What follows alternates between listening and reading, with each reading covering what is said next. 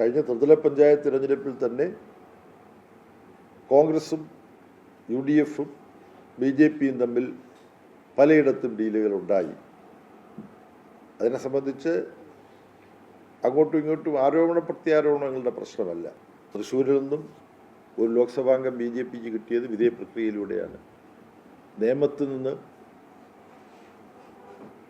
BJPക്ക് അതിൻ്റെ പരിണിതപ്രജ്ഞനായ RSS നേതാവിനെ കേരള നിയമസഭയിലേക്ക് ആദ്യമായി അയക്കാൻ കഴിഞ്ഞതും ഇതേ തരത്തിലുള്ള കോൺഗ്രസിൻ്റെയും UDFൻ്റെയും സഹകരണത്തോടു കൂടിയാണ്.